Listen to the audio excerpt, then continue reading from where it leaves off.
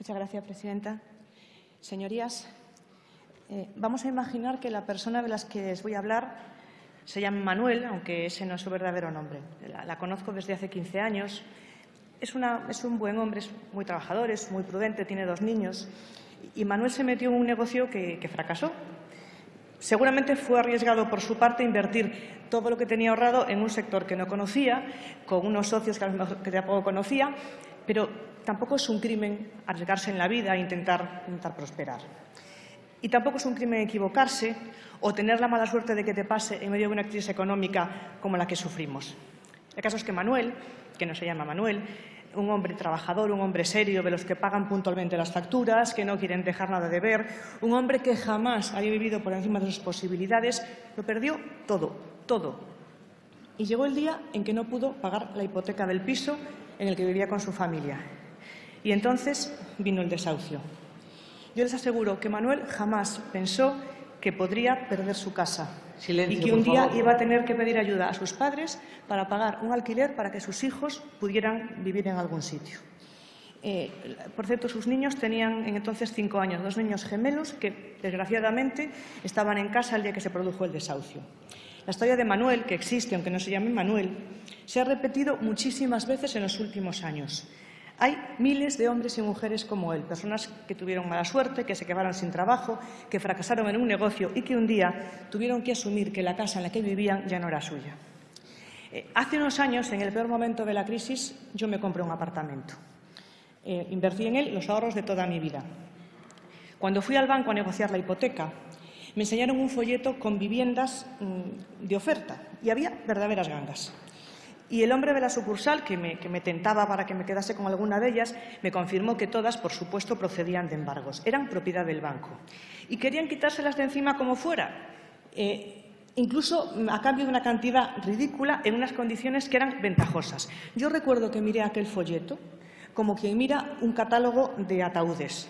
Porque aquel folleto que me estaban enseñando para que me quedara con alguna de aquellas casas era el resumen de un montón de vidas rotas. En nuestro país la compra de una vivienda es la principal obsesión de todos. Y a veces yo misma lo he dicho, ¿por qué nos empeñamos en tener una casa? ¿Por qué queremos que la casa sea nuestra? ¿Por qué no podemos alquilar?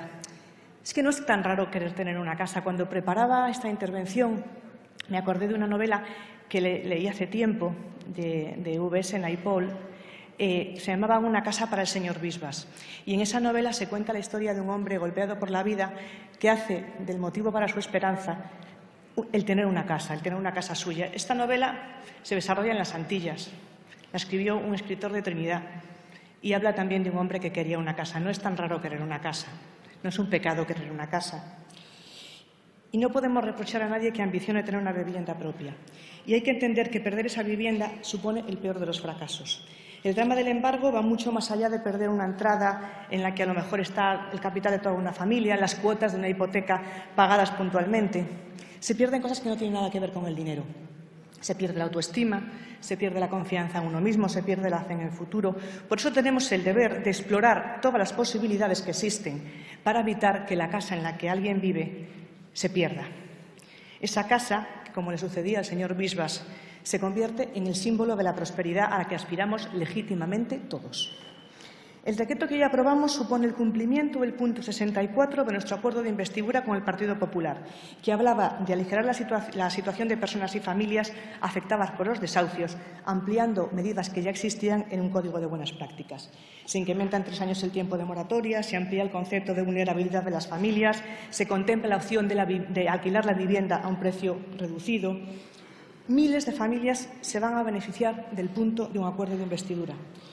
Y hay que pensar que detrás de esas cifras hay nombres, hay caras y hay historias. Historias que van a cambiar para mejor en cuanto entre en vigor este decreto ley. Y eso demuestra que las cosas se hacen aquí y se hacen trabajando aquí. Todo esto supone un principio, pero no lo consideramos suficiente. El Gobierno se ha comprometido a proponer en un plazo de 8 meses una batería de iniciativas destinadas a facilitar la recuperación de la vivienda habitual que hubiera sido objeto de un procedimiento de ejecución. Piensen en el señor Bisbas, que soñaba con una casa, o en Manuel, que la tenía y la perdió. Sin embargo, sería una hipocresía caer en triunfalismos. Este Real Decreto podría haberse aprobado mucho antes, a lo mejor en lo más crudo de la crisis, cuando los bancos dejaban en la calle a decenas de miles de familias y se quedaban con un piso que algunas veces resulta que hasta les complicaba la cuenta de resultados. Pisos que engrosaban el catálogo de un banco convertido en inmobiliaria a beneficio de la especulación. Yo no me quise quedar con aquella casa procedente de un embargo, pero hubo otros que sí lo hicieron. ¿Qué más se han hecho las cosas con los bancos? No digamos ya lo mal que se han hecho con las cajas. Por eso en Ciudadanos nos negamos a colocar a nuestros consejeros en las cajas. Sin embargo, los señores de Compromís van a colocar a sus consejeros en la Casa de Ontinyent.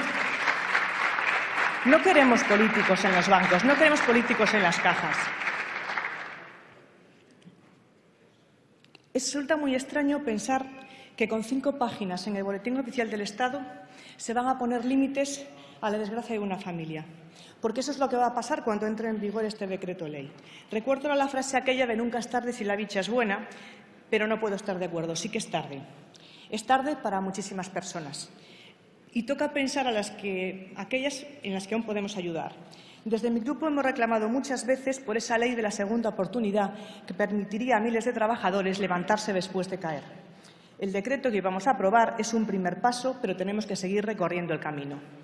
Este acuerdo nace fruto de un consenso político y es un ejemplo de que cuando hay voluntad, los partidos pueden ayudar a mejorar la vida de las personas.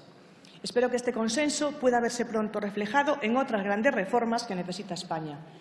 Señoras y señores diputados, no se conformen porque quedan muchos pasos que dar y tenemos que darlos juntos. Y para eso, y solo para eso, estamos aquí. Muchas gracias. Muchas gracias.